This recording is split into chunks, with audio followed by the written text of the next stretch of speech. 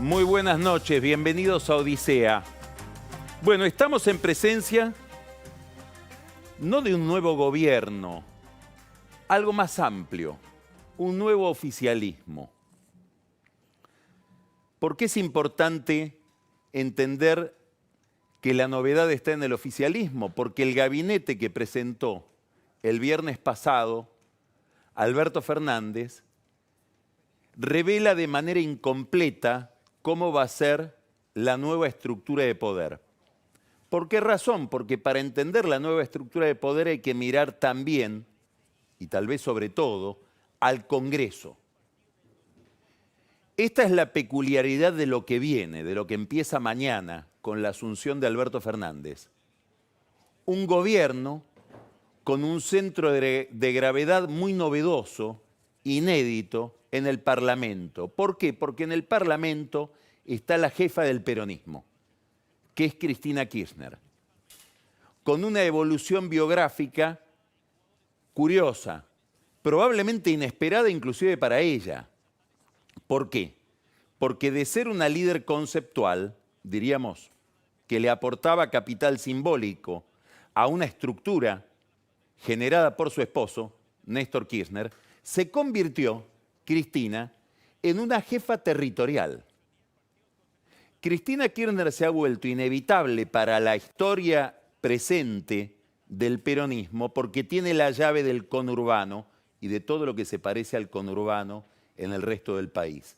Esto es lo que hizo que durante 4 años hubiera muchos ensayos dentro del peronismo, y podríamos hablar de más de 4 años, tal vez 6 años, si tomamos el primer experimento como el experimento de Massa en el 2013, para desplazarla de ese liderazgo infructuosamente. Entonces ella, como jefa del peronismo, designa a través de un tuit al candidato Fernández y arma una estructura de poder que es una especie de eje, de gran palanca del nuevo oficialismo desde el Congreso. Maneja el Senado en una alianza importante con 2 gobernadores que no pertenecían a la órbita de Fernández, no son los líderes del interior del país que iba a aportar Fernández a esta coalición o a esta sociedad. Son Sildo Infran, que reporta a Cristina Kirchner desde antes de la postulación de Alberto Fernández, y Gerardo Zamora de Santiago del Estero, que es una especie de satélite de la estructura dura del PJ. Con ellos dos, ella organiza el oficialismo del Senado.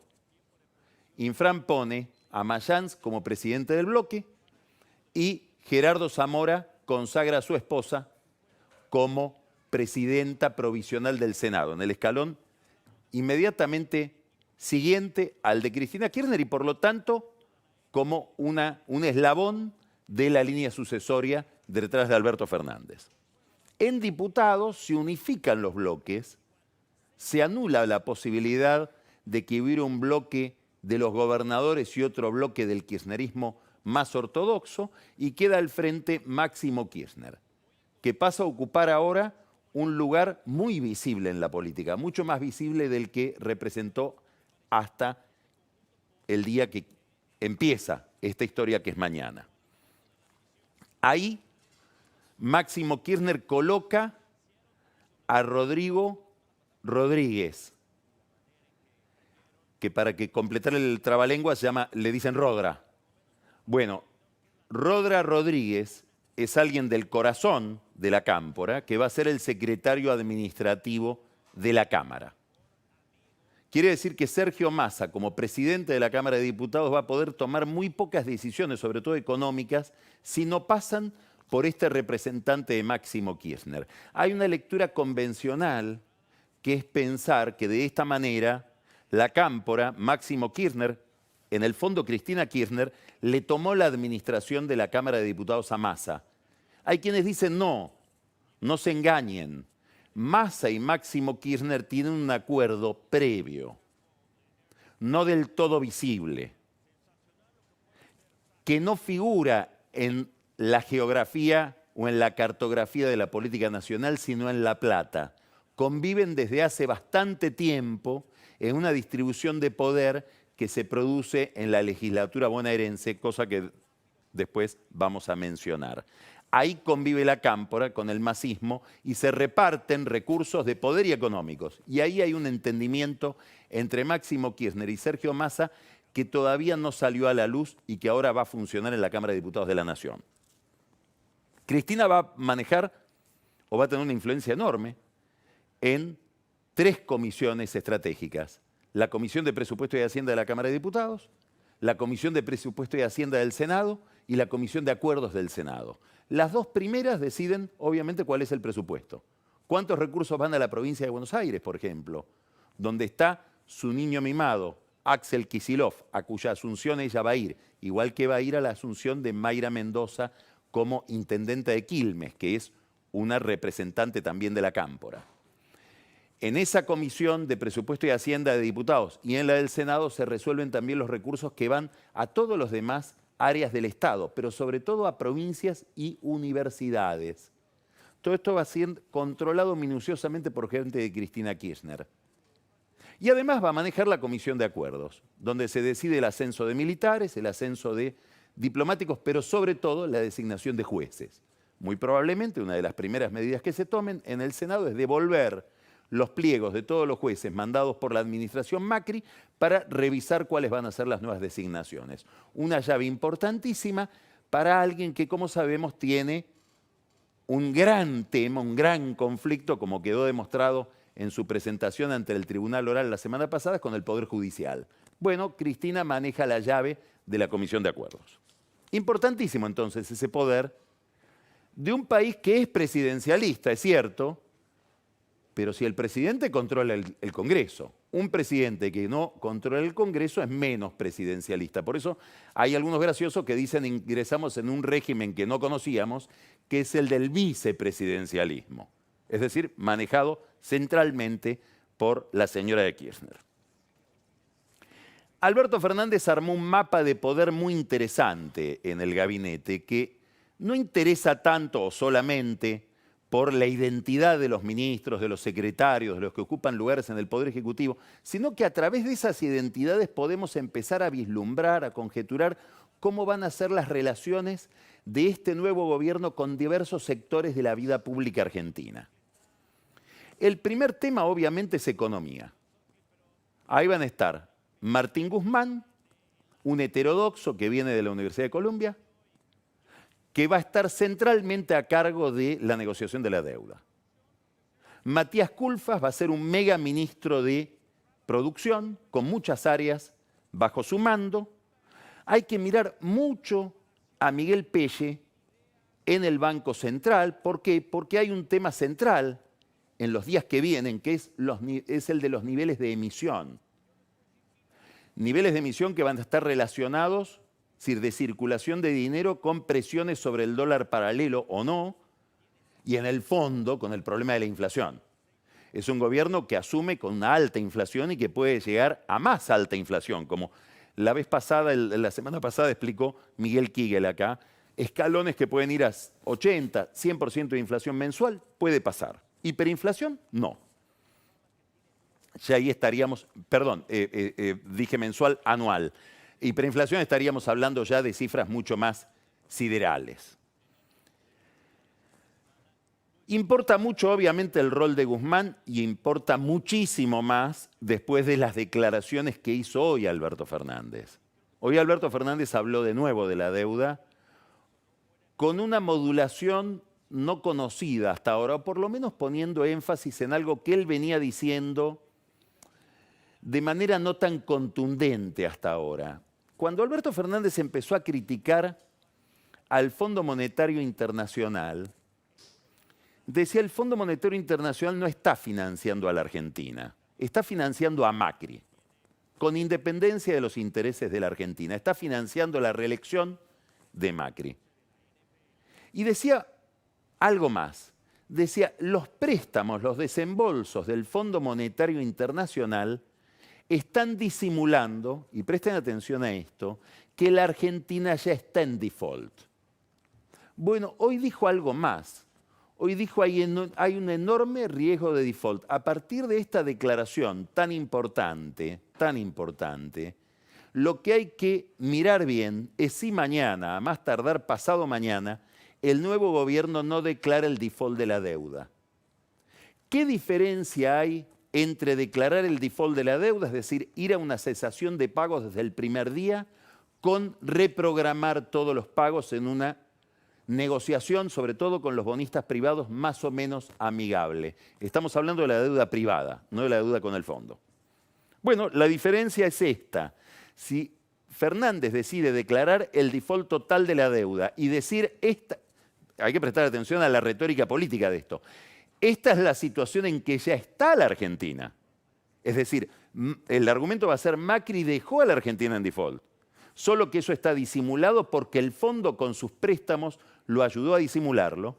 Pero lo que vamos a hacer ahora es sincerar esta situación y declarar la cesación de pagos. Se interrumpen precisamente todos los pagos que tiene la Argentina en los próximos meses.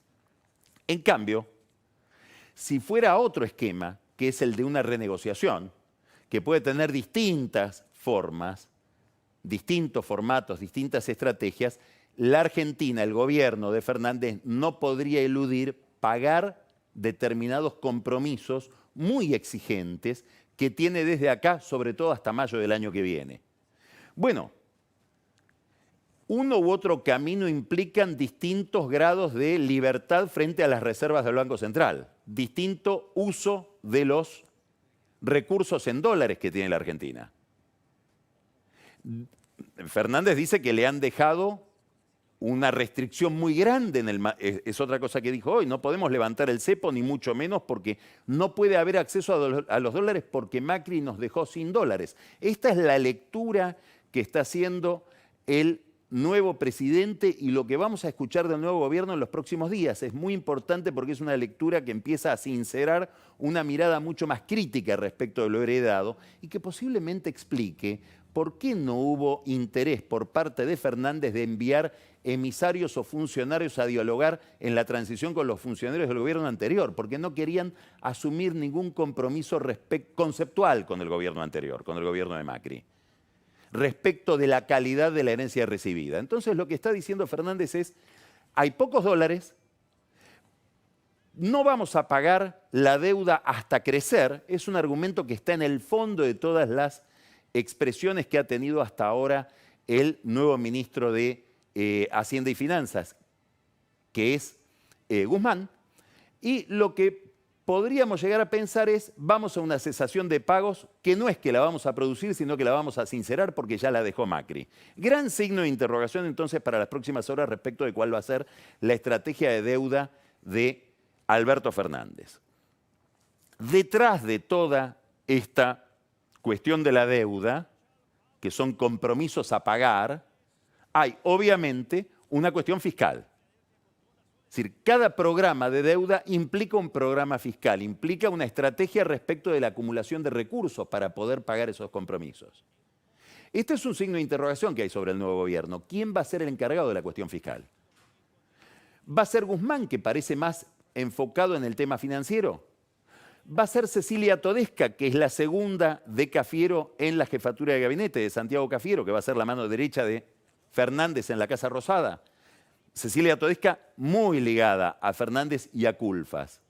Va a ser Raúl Rigo, que fue durante años el director de presupuesto, inclusive en el gobierno de Macri hasta la llegada de Duhovne. Bueno, ahora va a ser el secretario de Hacienda. Es una función central. ¿Por qué? Porque es el que le dice al presidente esto sí y esto no.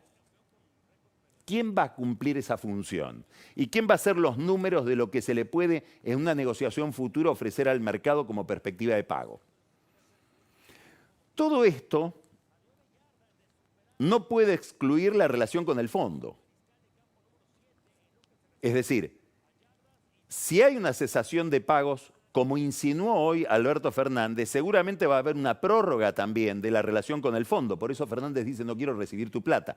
Posiblemente tampoco el fondo se la quiera dar.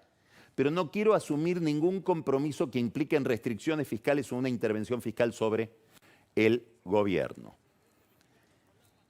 ¿Qué estaríamos diciendo? ¿Qué estaríamos viendo? Que Fernández pretende ingresar al gobierno, aparentemente, todo esto es conjetural porque no había una definición muy clara, la escucharemos seguramente mañana o pasado mañana, pretende entrar al gobierno en un marco, en un contexto histórico, económico, internacional muy distinto del 2003, pero en materia de deuda con un rasgo de familia, con el país en default.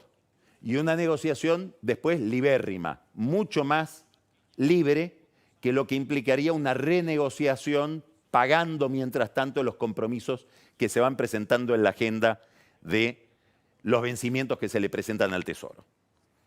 Bueno, estamos entonces ante un panorama bastante importante de definir en las próximas horas, más todo lo que tiene que ver con la cuestión fiscal que ya hablamos, que tiene que ver con cuestiones impositivas. Impuesto a los bienes personales, retenciones, congelamiento de tarifas, etc. Es decir, vamos hacia horas muy importantes de un telón que se corre en materia económica para la Argentina. Y habrá que ver si todas estas medidas están dotadas de un discurso político que solo el presidente puede formular, probablemente él y sus ministros más ligados a la cuestión económica, respecto de una estrategia de mediano plazo que permita confiar en este programa. Porque el gran problema de la Argentina, con Macri y con Fernández, es una enorme desconfianza de los actores económicos, que no son los mercados, somos todos. En todo caso, todos somos el mercado. Este es un capítulo importantísimo entonces de la política del próximo gobierno, que es el frente económico. Hay otro capítulo que tiene que ver con la política. Hay una hipótesis que parece no corroborarse en el sentido de que Fernández habría pretendido o habría imaginado en algún momento respaldarse en los gobernadores peronistas para adquirir una plataforma de independencia respecto del liderazgo de Cristina Kirchner. En los hechos esto parece no verificarse. Y la prueba de que él está más cómodo con Cristina Kirchner, en todo caso en tensión con el resto del peronismo, que con los gobernadores y en tensión con Cristina, es la presencia de Guado de Pedro de la Cámpora en el Ministerio del Interior. ¿Esto lo hace Fernández porque quiere o porque no tiene otro remedio? Importa poco. En los hechos va a haber un intercomunicador entre Fernández y el peronismo federal, que es un hombre de Cristina, que es Guado de Pedro. Va a haber otro personaje, otra figura muy importante dentro del gobierno, que es el corazón de Cristina Kirchner. Probablemente uno de los interlocutores más directos y constantes de la nueva vicepresidenta, que es Carlos Zanini. Carlos Zanini va a ser el abogado del Estado, es decir, el que representa al Estado en los litigios. Este es un capítulo muy importante de la función de Zanini, pero no es el único, probablemente no sea el más importante. Y habrá que ver qué vocación de poder tiene Zanini respecto de su función. Como abogado del Estado, es decir, como procurador del Tesoro, no confundir con la Procuración General de la Nación, que es el jefe de los fiscales, como procurador del Tesoro, es decir, como abogado del Poder Ejecutivo, Zanini tiene la posibilidad de subordinar a él a todos los abogados de los ministerios, que son los que dictaminan sobre cualquier decisión de cualquier ministro. ¿Qué quiero decir? Hay una licitación del Ministerio de Desarrollo Social. Puede llamar Zanini al jefe de legales de ese ministerio y decir, la quiero ver. Hay una designación importante en el Ministerio de Economía. Zanini puede decir, la quiero ver. Tiene un poder absoluto sobre todos los actos administrativos del gobierno. ¿Lo va a querer ejercer? ¿Va a querer armar ese ejército que pocas veces se armó? Pocas veces un procurador del Tesoro ejerció este poder. Bueno, si lo hiciera tendría un poder extraordinario. Habrá que ver hasta dónde se extiende esa frontera. Y va a tener que convivir con una persona que me parece, desde el punto de vista del concepto, desde el punto de vista de la idea, ha de ser la persona que más influye sobre el cerebro de Alberto Fernández, que es Vilma Ibarra, a quien Fernández certeramente calificó como una gran abogada y quien va a estar custodiando su firma. Bueno, en el aparato de la juridicidad del Poder Ejecutivo, en el aparato legal jurídico del Poder Ejecutivo, van a estar estos dos cerebros tratando de llevarse bien, Zanini y Vilma Ibarra. En política exterior, ya sabemos, Felipe Solá, un político probablemente lo mejor que le puede pasar a la Argentina es tener un político como canciller, porque estamos hablando de política. No hay una discontinuidad entre la política que se ejerce a nivel doméstico y la que se ejerce a nivel internacional. Sostenido por un esquema de técnicos, al frente de los cuales va a estar Pablo Tetamanti, que viene de una familia de diplomáticos en la Cancillería Argentina, y con una figura que tiene una enorme importancia en este contexto político y que a lo mejor no la tendría en otro contexto, que es Guillermo Oliveri como secretario de culto. El mismo secretario de culto que tuvieron Néstor y Cristina Kirchner. ¿Por qué? Y bueno, porque hoy la Iglesia ejerce un poder enorme en la Argentina, como se advirtió ayer en la misa por la paz y la unidad que se celebró en Luján. Y en esa misa, donde hubo una homilía estratégica muy importante de Monseñor Sheinick, que es el obispo de Mercedes Luján y por lo tanto el titular de la Basílica de Luján, esa misa fue muy importante no solamente por lo simbólico, por el contenido político de, en medio de esta transición tan difícil, reunir al presidente saliente con el presidente entrante, cosa que era un objetivo principal de la Iglesia, probablemente un objetivo central del Papa, sino porque hubo aparentemente, y esto obviamente lo van a negar los obispos y el nuevo gobierno, pero hubo una negociación, lo podremos llamar negociación, una conversación entre Oliveri y Monseñor Ojea, el presidente, Oscar Ojea, el presidente de la conferencia episcopal. ¿Para qué? Para que no se hable del tema del aborto en la homilía de Sheinick, del obispo que presidió la concelebración de la misa. Es decir, que no se introduzca en esta celebración de ayer un discurso que, sobre todo después de los últimos meses, donde Macri tomó posición mucho más clara respecto de la posición antiabortista, quedara como sesgado hacia uno de los dos actores políticos que estaban en esta celebración. Esto puede haber generado, no sé si lo generó, alguna tensión dentro del episcopado, como si se hubiera bajado alguna bandera para ocasionalmente facilitar la escena de la unidad nacional en la reunión del presidente saliente y el entrante. Si yo tuviera que hacer una apuesta, no me cabe duda de que debe haber habido alguna consulta al Vaticano para que esta fuera la estrategia y que esto lo aprobó Bergoglio. El otro tema que tiene la Cancillería por delante es la relación con Brasil. Hoy hubo un cambio importante en esa relación. A las 8 de la mañana la información oficial era que Bolsonaro había suspendido el envío de cualquier representante del gobierno brasileño a la Argentina y que Brasil iba a estar representado mañana en la Asunción de Fernández por el embajador Sergio Danese, que es el embajador de Brasil en Buenos Aires. A la tarde se conoció que viene el vicepresidente, Hamilton Mourão, un militar que no tiene la mejor relación con Bolsonaro, que ha marcado diferencias en muchos temas de la agenda de política exterior de Brasil, básicamente en relación con Colombia y en relación con Venezuela. Bueno, viene Mourão porque aparentemente a Bolsonaro lo convenció el presidente de la Cámara de Diputados brasileña, que estuvo este fin de semana en Buenos Aires, Rodrigo Maia, de que había que revincular a Brasil con la Argentina. ¿Tuvo algo que ver Daniel Scioli con este giro de Bolsonaro hoy para mandar al vicepresidente y no suspender el envío de cualquier representante? Iba a ser el ministro de Ciudadanía el que iba a venir. No lo sabemos. Tal vez haya sido la primera gestión de Scioli como nuevo embajador de la Argentina en Brasil. La composición del gabinete es una ventana para mirar la relación de Fernández con otros sectores importantes de la vida pública. Ya hablamos de Brasil, hablamos de la Iglesia, hablamos de los acreedores, hablamos del fondo, los sindicatos. Es múltiple el vínculo de este nuevo gabinete con los sindicatos, como pasa siempre. En el centro de esta relación, Claudio Moroni, alter ego de Alberto Fernández, que viene del sector de los seguros, viene de trabajar en la compañía La Estrella, curiosamente en la cual está como socio el sindicato de empleados de comercio, Armando Cavalieri, alguien que no tuvo nada que ver con el sindicalismo que rodea a Cristina Kirchner, pero que ahora se ufana de llevarse a su amigo Moroni a la cartera de trabajo. Habrá que ver qué piensan los demás sindicalistas más ligados al Instituto Patria, que van desde los bancarios de Palazzo hasta los camioneros de Moyano, pasando por Baradel y los docentes.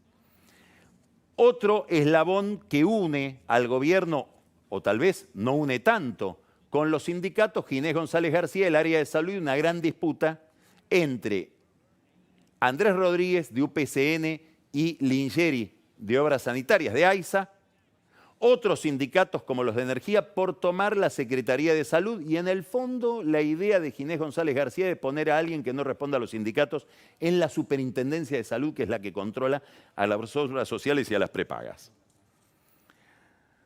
Lingeri, de Aguas y Saneamientos, de AISA, tiene que ahora convivir con Malena Galmarini. Habrá que ver cómo es esa relación entre Lingeri y los Massa. Lingeri tuvo aproximaciones a los Massa. De hecho, una de las grandes obras de AISA, cuando él controlaba AISA a través de Carlos Ben, fue en Tigre, más concretamente en AISA de Pacheco. Claro, fue una obra de saneamiento que terminó muy mal porque terminó con el presidente de AISA procesado, el hombre de Lingeri, en la causa Odebrecht, salpicado Lingeri, aunque él se salvó, terminó siendo entregado su hombre. Todo esto Massa lo vio de cerca. Bueno, habrá que ver cuánto de conflicto o cuánto de armonía plantea este antecedente en la relación entre Malena Galmarini y el sindicato del sector. Otro tema importante, transporte. Moyano logra poner al segundo de Meoni. Transporte es un área que también se lleva Massa, con Mario Meoni, un ex radical. ¿Guillermo López del Punta va a ser el segundo de Meoni, un hombre del corazón de Moyano, o Massa va a poder poner a alguien del corazón de su núcleo de poder? Raúl Pérez. Bueno, gran pelea entre Massa y Moyano por el control del segundo lugar del Ministerio de Transporte. Las relaciones con los sindicatos del transporte estaban tensas en las últimas horas por esta cuestión. En el sindicalismo hay que mirar algo escenográfico. ¿Cómo va a ser mañana la escena de la manifestación pública? ¿Van a estar mezclados o de un lado vamos a ver a los movimientos sociales, digamos de izquierda, y del otro lado a los sindicatos tradicionales de derecha? ¿Vuelve la cartografía de los 70 a la Plaza de Mayo? Gran signo de interrogación para mirar mañana en lo que se proyecte como festejo de la asunción de Alberto Fernández. Un dato pequeño, importante, seguridad. Una académica, igual que un académico en la negociación de la deuda, Sabina Frederick, alguien con una visión garantista de la seguridad, podríamos decir muy volcada hacia la izquierda si comparamos con Patricia Bullrich. Y un tema importantísimo, ¿cuál es la fuerza de seguridad del Estado Nacional hoy después de que se le pasara prácticamente toda la Policía Federal a la Ciudad de Buenos Aires? Gendarmería. Sabina Frederick entra con un desafío, ¿cómo tratar el tema Maldonado? ¿Va a seguir sosteniendo el kirchnerismo que Maldonado fue asesinado, eventualmente secuestrado por la Gendarmería? ¿O la nueva situación al frente del poder va a hacer que todo esto pase a tener otra lectura? Gran desafío para la nueva ministra. Terminamos mirando algunas áreas que Cristina observó con detenimiento y que quedan en poder de la Cámpora. AFIP no, porque Mercedes Marcó del Pont y Patricia Vaca Narvaja son funcionarias que reportan y pertenecen al núcleo de Alberto Fernández. Pero Virginia García, al frente de la DGI y por lo tanto del secreto fiscal, es de Cristina, tanto que fue la cuñada de Máximo Kirchner y es la jefa de despacho de la nueva vicepresidenta en su oficina del Senado. En el grupo Vapro, alguien de la Cámpora para controlar la publicidad. En YPF, alguien de la Cámpora para controlar la publicidad. En el segundo nivel del ANSES, alguien de la Cámpora. Es evidente que Cristina Kirchner conoce como nadie el Estado y sabe que no tiene que llenar el gabinete para controlar lugares estratégicos, en este caso, de vinculación con los medios de comunicación. Grandes pautas de publicidad.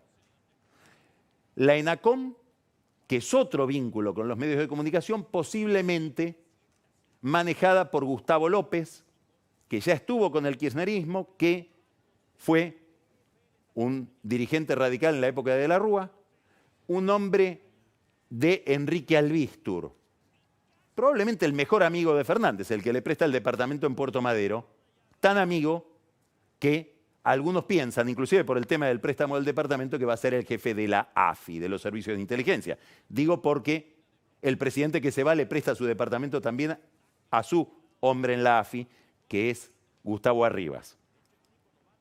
Este es el mapa de poder que hay detrás del mapa administrativo. Y habría que desarrollar, después lo vamos a hablar un poco con Pancho, el otro capítulo, lo que se abre como nuevo oficialismo en la provincia de Buenos Aires. Sin ese oficialismo de Kicillof tampoco se entiende del todo el gobierno nacional.